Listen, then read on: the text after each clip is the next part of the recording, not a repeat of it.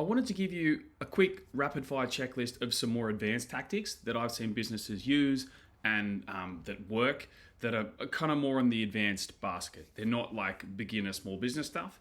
This is, I guess, some Jedi mind trick level stuff that take it with a grain of salt. You don't have to action every single one of these, but one of them might resonate with you in your current situation that you think, you know what, hey, I can apply that idea. So treat it as like a suggestion list. And if one of them jumps out that you think you can apply, jump on that. So don't get overwhelmed. Just treat them as ideas. And if one of them you feel like is relevant, then maybe you can execute on that. So let's go through them. The strategic margin hacks. So minimum project pricing thresholds. So reset everything you're currently doing. If you're not pitching it today, remove it. So it's that mindset shift of resetting everything in your portfolio to being where it needs to be. And that usually starts with the legacy clients, which is why we look at client profitability so much. High ticket VIP tiers, kind of mentioned this, but more founder access, much higher margin, and all like management team level access at a much, much higher margin to help you find that margin. If you're struggling for margin, you need to find it. That might be a way. And you may not want to be stuck in delivery forever, but this is in a pinch. Charge by access, not just deliverables. So getting an ability to track that is critical, and holding the line on it is obviously where the magic is, but being able to charge overages is really where we want to go with that. The low margin services as a premium upsell, so turning a weakness into a strength, finding out where you're over servicing, what those common things are, and then repackaging it in a way that becomes more valuable, maybe combining a couple of things. So that's like a pricing and packaging reset. Every retainer, have a look at it annually, what's working, what's not. So get your time tracking data, feed it back into how you're pricing and quoting, and rescope it with new clients. So it's not just hey, we're whacking 10% on last year's price. It's, hey, our whole package is changing. You are getting more value in this world, and we're dropping out these things that are lower value, and we're taking you heaps more time and no one cared about, but you were just doing it. So stripping all the fat away. Milestone billing. So I've mentioned this in the project a little bit, but enforceable milestones. So I've had a couple of clients where we had a huge cash flow impact when we are like, all the team is just focused on shipping milestones per month and getting that invoice out. And that had a huge impact on our cash flow rather than it getting stuck in revisions or small little holdups. Okay, some ideas. Some ideas in time, team, and ops efficiency. This is an interesting mindset one. Zero-based team audit. Would you rehire everyone tomorrow? Or are they A, B, C, D players? I do something called top grading with people, where we look at the whole the payroll list and say, like, who is your A players? Does everyone earn their seat at this table? And I know it's painful having to go through staff changes, but we only want the A players on your team, or B plus players. Undercover unbillables. So internal reporting, quality assurance, automate and delegate. That's some really low-hanging fruit. Obviously with AI, there's heaps of that stuff going on where you can get your weekly reports or help at least prep for your weekly whips with clients in a much quicker way. And, not having a junior do that, having software do that. Minimum viable operations drill. So what would your OpEx budget look like at 50% revenue? So what are the things we would have to cut? Maybe that's downsizing the office. Just knowing what that would be. You don't have to execute on it right now, but having that kind of lean mindset, that scenario planning in your head, it helps keep you ready for if that does come. Internal meetings, they're such a profitability killer. Async is my preference, and then short, sharp, to the point internal meetings. So everyone knows that they should be doing billable work as much as possible, and having a good, clear agenda obviously helps keep them short, sharp, and on point. Stop work protocol. So I have an internal one when we're doing monthly age receivables reviews for clients.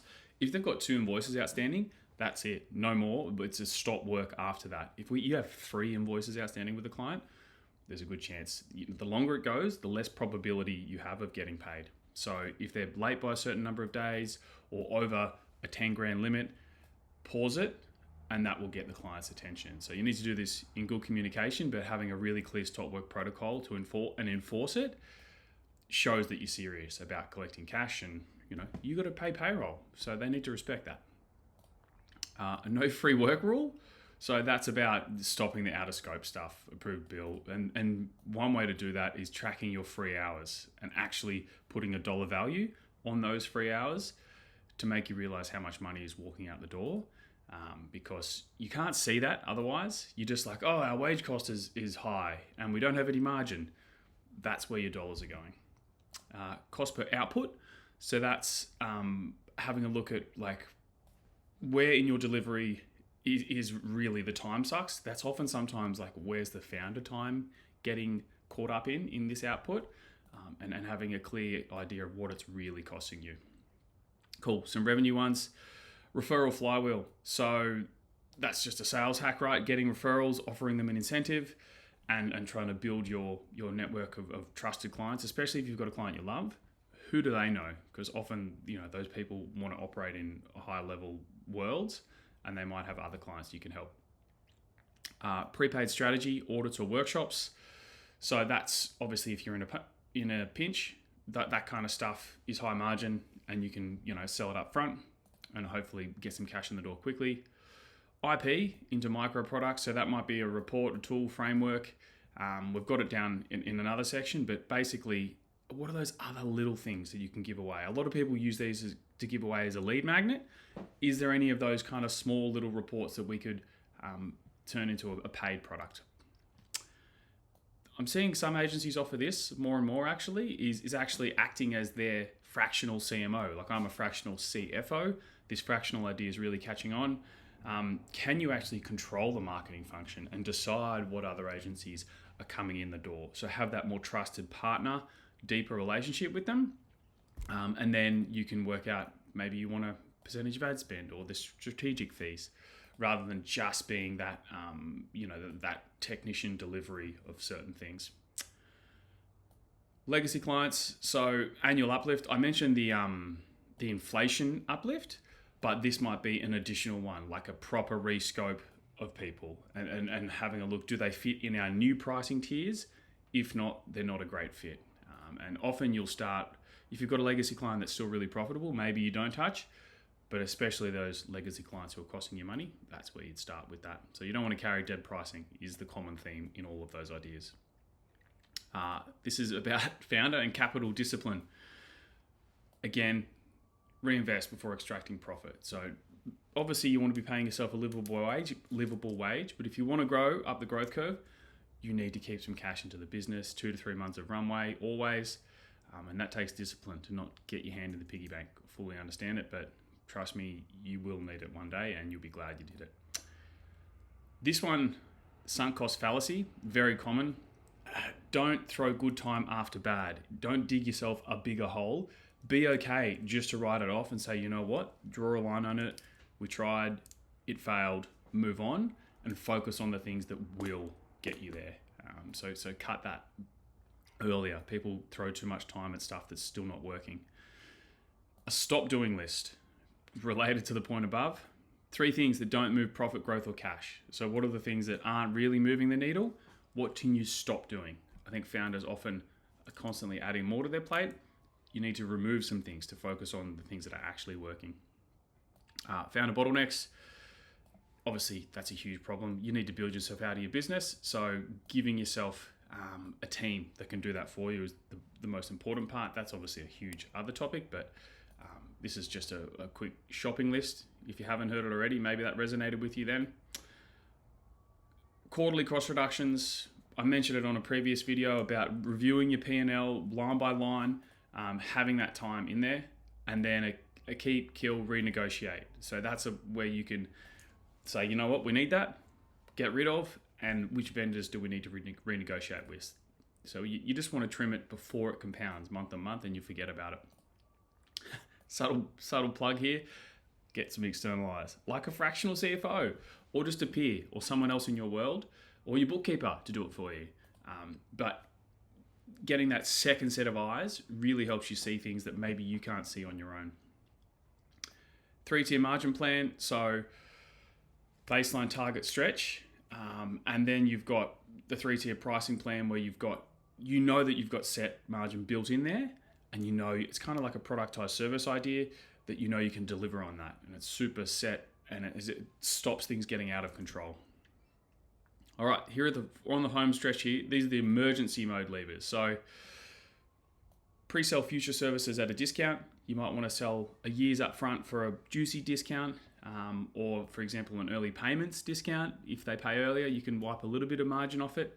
But basically, those kind of things to get cash in the door now is anything you can do in that world. Some people sell 3 months up front and then work in 3-month sprints, so their team know what the desired output is for that quarter ahead. Gives people a real focus. I've seen agencies do 12 months up front, so it just depends on how creative you want to get, but those are kind of the same idea. Fire bottom 10% of clients immediately. The headspace that will free up from this, and obviously the client profitability review that I mentioned will help with that. And just giving you that ability to work on the clients that are actually your ideal fit. You need, and this is where having that cash on hand comes into play, because if you've got some cash, some working capital, you can actually sustain a couple of months of dropping revenue before you build back better clients. And obviously doing this when you've got a healthy pipeline coming up ahead makes it a bit less stressful when you could probably land a bunch more clients. Full-time roles into fractional and contract. So keep delivery lean and flexible. So anyone that's kind of nice to have, they're often, I see with founders, like it's that team member who's been around forever, everyone loves, but they're not that busy. That's often the blind spot for people, where they're a good cultural fit, but how much billable work are they doing? People like that, you may need to renegotiate with what their role is, or get them on more billable work. Ideally, start there, but you need to convert them into fractional or contract if there's just not enough work there. Large payments via payment plans. So obviously the ATO payment plan is a classic one, but you may be able to do that instead of annual. You could pay monthly insurance. So just negotiating with it. Any sort of big chunky cost, speaking to people about it, I think is super important, and doing it early. So kind of connected to the one above, but this is like more of a private equity move. So instead of just turning like your lead magnet or a report into a few bucks, this is like your actual processes. So I don't know if you've got some internal secret magic sauce that you can repackage and turn into a SaaS product. There's a bunch of agencies out there that have developed a SaaS product off the back of a problem they were already solving. There's that Instagram link in bio people that did a bunch. There's a few other ones, a few other examples of like ad management platforms. Do you have some secret sauce that you developed that you could potentially turn into another product, slightly more longer term, but anything that you can turn dormant assets into dollars? Like think like a private equity vulture. What would they look at in your business that they could be valuable to someone else that you haven't thought about? Look at it with different lenses. Balance sheet for locked up cash. So, if we bring in a liquidator to your business, they're going to immediately look at your balance sheet and say, do you have unused deposits? Is there work in progress there we could bill for? Is there prepaid stuff you've got on there? Like, is there any cash hiding on your balance sheet? The most common one is what's your age receivables? Like that's often where the cash is hiding. Who owes you money? But there might be some other things there as well that we could free up cash.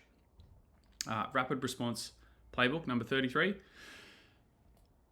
Similar to the point above, like imagine what your overhead would look like at 50% and what your operations would look like at 50%. This is kind of what's the playbook to get you there. So what would you cut? Anyone who's directly doing client work, you'd keep. What's the fat that you would cut if you had to? And it's just a mindset thing. It's like, if you need to, you got the playbook, because it's good to do it ahead of time, because when that crisis hits, and I've worked with founders in that crisis, your decision making is impaired because you're so stressed, you got 1,000 things, you're overwhelmed, you're burnt out. So having that playbook when you're in a really good headspace helps when you're in the trenches and the storm's coming. And then part of that would be to run 20% revenue stress test. What does that look like? What breaks? If you're at 20% margins, that just means you've gone down to break even. But if you're at 5% margins, that means you're at negative 15% net profit. So obviously having more margin helps, and just seeing what would break in your business. And this is obviously if it gets really serious, speak to a liquidator before you need one. Getting early advice gives you some options. So don't bury your head in the sand if things are going that way. You, as the director of the business, are personally liable for things like staff super.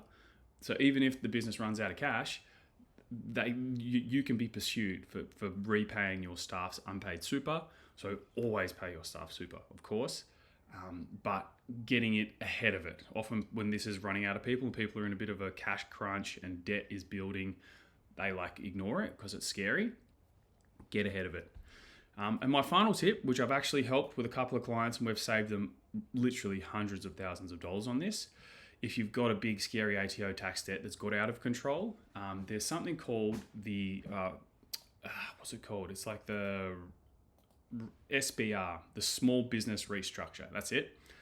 It's done by a liquidator, but it's not liquidating your business. It's kind of restructuring it so you don't actually lose control of your business. You are still in control the whole time, but it's a way that the ATO created only semi-recently, the past few years, to help you reduce some of your tax debt to make it more realistic to repay and to keep operating the business. So you need to qualify for a bunch of stuff. You can't owe heaps of people money. There is some, a strict list of things to you need to qualify for.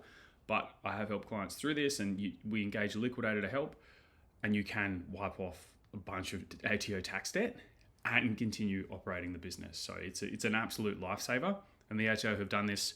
So even if they give you a 50% discount on that debt, from their perspective, at least they're collecting that other 50%. Because if they send every business bankrupt, they don't get any money. So it's a way for them to work with you, but you need to have a clear forecast and a clear plan about, yes, we can repay the debt. Here's our payment plan. Here's enough margin in the business to actually give you your money. So there needs to be a feasible story as well. So they're not a charity. It's not just like free tax discounts, but it's a powerful one if you qualify, and it can turn the business around. All right, that's it on the advanced profitability tactics. Hopefully one or two of those resonated with you and you can execute, and good luck with it. Cheers.